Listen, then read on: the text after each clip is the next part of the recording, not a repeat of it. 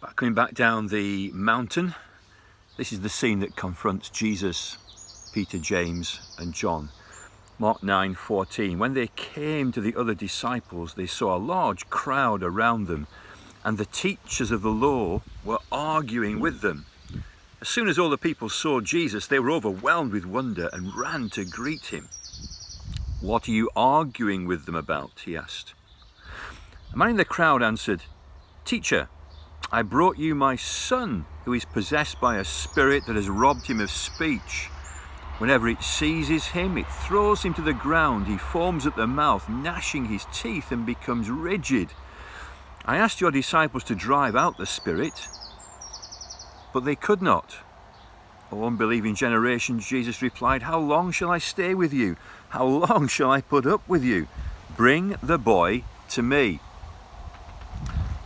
They couldn't stay up the mountain.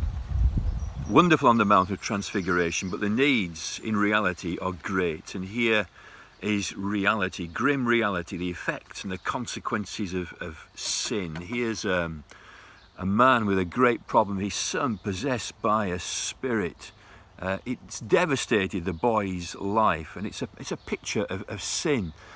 And so I brought my son to your disciples and asked them to drive the spirit out. Now, the disciples had been given authority to drive out spirits, to heal the sick, and to preach good news.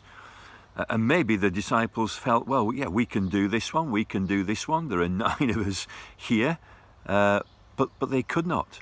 And a crowd gathers, and the religious people gather, and they're goading the disciples. "Come on then, come on. It seems you can't do anything. Where is the power of your Jesus?"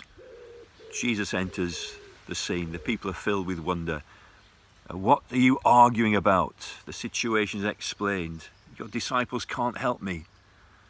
"O unbelieving nation, bring the boy to me. How long shall I put up with you? Where is your faith?" We need to learn this as Christian people. Without Jesus, we can do nothing. It's at his command, at his behest. We need to stay close to him. If we have needs personally, if there's somebody who we know who has needs, it's not us who can solve them. We can be the masters of giving advice and saying do this and do that.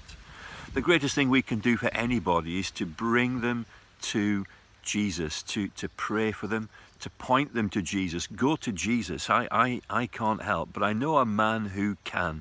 The Lord of glory, the Prince of Peace, the one who lived and died and rose again to defeat sin, the devil, death and hell. He is the one who can help. And I will pray and I will point and I will urge others to look to Jesus. Without him, we can do nothing. And tomorrow we'll see the wonderful miracle that Jesus Christ brings about and its effect on the boy and the father and the crowd.